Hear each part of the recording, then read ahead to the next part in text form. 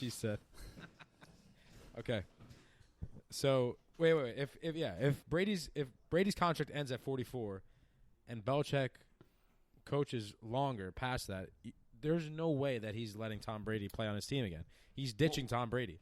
Well, Tom Brady's been perfect for what they need. They want to run the ball, establish a run, dink and dunks, and then fourth quarter when it's a close game, Tom Brady's like, all right, I got this. That's why he starts throwing 30-yard outs and stuff, and then puts on his big boy pants. But he is throwing a lot of 5-yard routes and stuff, and he's perfect for their system. And Belichick's running the system, so I think for as long as it works, I think until they're bad, he'll have no problem using Brady. But the question really is when they get another quarterback. Like, I mean, they had Jacoby Brissett and Garoppolo a couple years ago, which is what made this whole conversation spark. But as of right now, they don't really have a viable option at 2. So until they do, isn't Danny Etling still their backup? They have Brian Hoyer.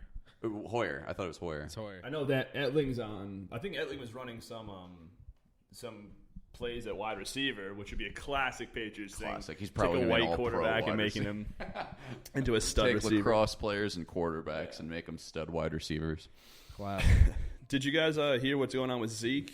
His agent told the Cowboys today he will not show up unless he has a new contract. And so if he doesn't get a new contract, he's not going to play this year.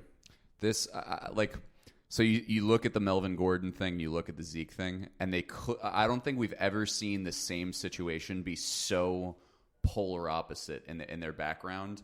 Zeke holds more leverage than any player in the NFL right now.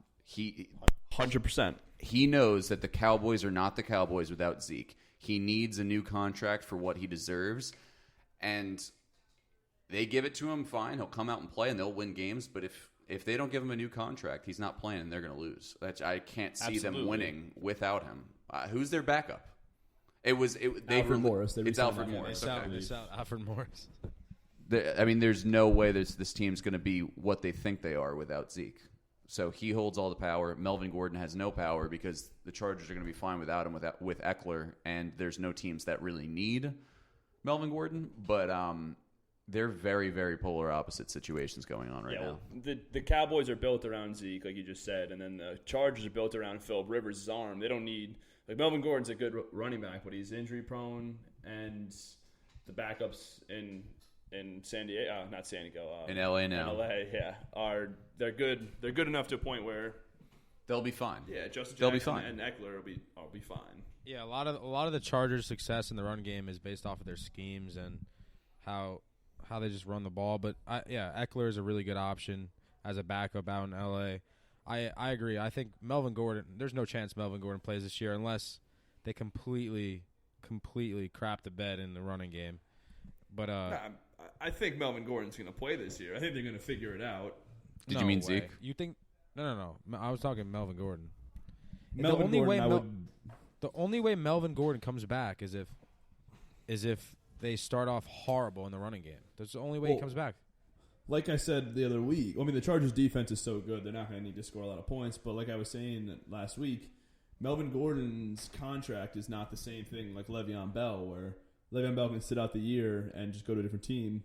If Melvin Gordon does not report, then his contract just gets but he can just be on the active roster and fucking fake an injury or some shit. Like he doesn't have to. I mean, you know what I mean? He could literally say, "I'm not playing." I guess. I mean, I don't know. It gets into whole probably contractual shit. But Zeke, I don't think they're gonna have to pay him. Zeke will be there before Jerry Jones is playing it tight to the vest. He's saying they don't need him. But it's so interesting seeing both sides not budge. Like Jerry Jones came out recently saying you don't need a rushing champion to win the Super Bowl, and we talked about that a couple episodes when the only Super Bowls that they've won in recent history are with Emmitt Smith, who's arguably the greatest running back of all time. So it's a little bit weird that he's saying that, but I really think that Jerry Jones made a mistake in saying that because I think they are going to sign him, like Angelo said. I think they're going to give him the money. And when they do, they're just going to seem like morons, and they're going to get bullied by their players. They have to give. There's no. I mean, I hope they don't. As a Giants fan, I hope they don't. I hope they don't give him the money, but they have to give him the money. That team goes nowhere without Zeke. That team runs on Zeke. 100%. They need him. So this past weekend, me, Aquino, and Pip went to watch one of our friends pitch in the Atlantic League. Shout out Chris Spinelli. He's our producer. He pitched against the Long Island Ducks. And the Atlantic League, if you guys didn't know, they started using something like a robo umpire. Yeah. So a robot. Yeah. So I'll give you the. So this second half of the season, the Atlantic League, which is an independent baseball league, no affiliate team, so it's just they don't have a major league ball club running them. They decided to partner with MLB and change a couple rules to test it out for Major League Baseball. One of the rule changes is the pitcher is required to step off the back of the rubber in order to attempt a pickoff. Another is one foul ball bunt is permitted with 2 strikes before a strikeout is called. Another is batters may steal first base on any pitch not caught in flight. The batter can be thrown out if he attempts a run. And finally, there's a couple more. Check swing rule made more batter friendly. And we got like 4 more. Hold on. Home plate umpire assisted by radar tracking system and an MLB defined strike zone. We got no mound visits permitted by players or coaches other than pitching changes and medical visits. Pitchers must face a minimum of 3 batters or reach the end of an inning before they can exit game. And I don't know why this has any difference, but they increased the size of the bases from 15 inches to 18. I'm actually all for that one because, it's a little bit safer for the players. Really, the only thing about that is, like, they should add the double base at first base with the orange base. It kind of just doesn't make any sense to not have it. I actually agree with that. I completely agree. But so I think the most controversial thing here is the robo ump. Gosh darn. No. What are we? No, stealing first base. It's got to be stealing first base. No. By a mile. No. Guys. Stealing first base is not a baseball thing. You can't steal first base. That's the biggest thing is definitely the stealing first base thing because it's just not how you play the sport. That's like if you're hanging off the goalpost in football and you catch the ball, it's 10 points for the team. And it's simply not how you fucking play the game. Having an earpiece in the umpire's ear and having a fucking nerd to get it right. Having a nerd in the press box saying strike, ball. No, it's not a nerd. It's just someone just says that was a strike. Get that was out a of here. ball. It takes away the catcher. There's no point of a catcher being back there. Might as well freaking close his eyes and let the ball hit him. It takes away trash. What do you mean it takes away the catcher? We're just talking about how you can steal first. If it's a pass ball, then that's a huge part of the catcher's job. Actually, the majority of the catcher's job. The whole idea of pitch framing is bullshit anyways because you're throwing a ball on the catcher. I understand it's a part of catching. This is a classic pitcher versus catcher but debate it's a and hitter thing. versus catcher debate. It takes away the catcher's job. The catcher's main job No, it doesn't. Yes, it does. It takes away one of his jobs. That's bullshit because guess what? On television, on all major league games, they're showing the strike zone and they're showing that their employees are doing their jobs wrong. That is the biggest point in this. The fact that they're showing the simulated strike zone and then not doing anything about it in the games means that they're showing that their employees are doing things wrong. It shows the strike. He calls it a ball. He made the wrong call. Guys, that's what the problem is. Guys, it takes away the one of the biggest things as a catcher is learning how to receive pitches the correct way, keeping strikes, but making balls look good and presentable to the umpire to trick him. That's part of the game. Like, you're taking away that part of the game. It's a skill. I don't think that part of the game will be so missed where it will never be the same ever again. I think it's fine. I'd rather trick the umpire. So Pip, would you rather keep that as a part of the game, or would you rather have Aaron Judge get called out on a ball that's 6 feet off the plate in the ALCS to not go to the World Series? Would you rather just keep your pride and keep the catcher thing as a part of the game and get calls wrong? Well, first of all, I'd rather keep it part of the game because it's not as bad of a problem as people 6 feet outside. They're going to call a strike 6 feet outside. It's a figure of speech. Come on. We're talking I said 6 inches outside, and he's had calls that have been around there. I thought you said 6 feet. He did. My bad. I might have. We'll play it back in the tape. We're talking a ball or two off the plate, above the plate, the side. Yeah, that's a ball. We're not talking. Angel Hernandez makes like more bad calls than he makes good calls. It's ridiculous. So you got your guys that just doing an awful job, like visibly doing an awful job. So how can you keep saying that we want that?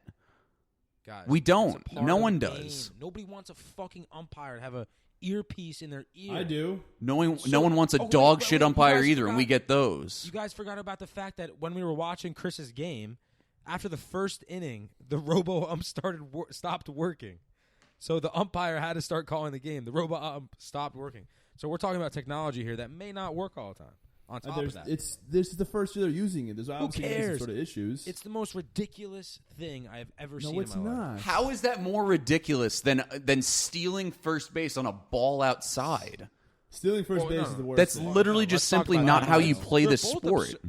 No, they're not. The robo umpires is not nearly as absurd as stealing first base. They're both absurd, but also with the stealing first base, if a player steals first base, like after a pass ball, they go 0 for. It counts as 0 for 1. It's a walk for the pitcher, right? Yeah. Why? That makes no sense. That makes absolutely no sense. Anybody try to steal? I mean, because you want to win I understand the situation where it's you're down by 1, 8th inning, pitcher's been shoving, 0-0 count, he bounces a curveball, goes back to the backstop. If you're fast, might as well go for it because you got to run on first. Yeah, but that's one of the luxuries of having no one on base. No, I agree. I completely agree. I understand it's stupid, but I understand the situations where you want to use it. Yeah, no, I understand their intent. I just think their intent is just not nearly good enough to make this an actual thing. But Ryan, that's why it doesn't work. Because if you put the robo ump in play, you're gonna have to give some value to catchers. And if you're saying that the value, you don't need to put any value. So catchers are just useless. No. What are you talking about? People steal bases. Yeah, they still steal bases. People block balls. People block the runners coming home from third. There's so many value points. With nobody on, it makes no sense. I mean, there's no point of having a catcher. It's literally just to fucking catch the baseball. He doesn't have to block. It's in their name to catch the baseball. Oh, it's just I mean, I couldn't be more strongly opposed to this. I might show up at Rob Manfred's office if this changes. Do it. We'll film it. Yeah. Yeah. Shout out Ryan Morningstar. Why? All right, so no, not to mention, real quick shout out. Chris Pinnell actually got the dub in that game. Gave up 2 runs in 5+, I believe. Got the dub against the Long Island Ducks. The guy shoved, pitched great, and we were all there to watch him. It was awesome. Shout out Chris Pinnell. Ryan Morningstar wanted me to shout him out at a random ass point in time, and I was just thinking about going with. You got to warn us about these things before. I'm fine with it. I'm just gonna be like, what the hell are you talking about when it happens? Bill Morningstar, Ryan Morningstar's dad, is high up in the MLB, and I'm thinking about going in with Ryan and Bill and just going into Rob Manfred's office and having a little discussion with him. Yeah, I'm sure he'll listen to you. I'm sure that's all gonna come to fruition. Yeah. Maybe we should get Rob Manfred on the show. Probably wouldn't. Yeah, this is a great recruiting video. Yeah, let us talk shit about it. Wait. I think we should come to the locker room talk where we fucking annihilate you. I think we should do something where if people want to shout out, because I have gotten several requests to shout people out on the podcast. What do you think we should do for some shout outs? They got to do something on their end. They got to help us out if we're going to shout them out. I mean, it's a big thing. We're not just shout out whores over here. It takes a lot to get a shout out from us. Exactly. Apparently, so much so that Pip just randomly shouts at Ryan Morningstar in the middle of the podcast when it makes no sense. Yeah. So we're not just giving around for free. How about this? If you show us that you either subscribed, liked, rated, or commented, and or post a story about us, we'll shout you out. You send us a picture. I mean, we're getting a lot of downloads now. That might take up a good portion of the show. I don't know. I'm serious. Just no joke. Have a 5-minute period. It's actually way shout more out Chris than Casciano. Shout out Ryan Morningstar. Shout out Chris Pinnell. Maybe we'll have Pip just read off names at the end. So if you don't want to listen to it, you can just fast forward. Facts. No, the shout outs are essential to our episode. We're the podcast of the people. I think the content is, but let's. All right, we're the podcast of the people. We're getting off track here. We're getting off track here. So we are the people. Pip has a shut the fuck up. Pip has a stew not of the day that me and Aquino might disagree with. So Pip, let's hear. Your stew not of the day. No, you say it, Angelo. He's your stew not of the day. Okay, so I want you to explain. It's Pip's. The label is Pip's stew not of the day because we don't always agree with it. The stew not of the day is the worst talk show, sports, whatever the hell you want to call it. What? Skip Bayless? No, not Skip. Oh, God. Skip Bayless. Get out of here. Skip Bayless is a god. Max. What? Wait. Max- Whoa. Oh my. We're not moving on at all. What? Skip Bayless is a joke.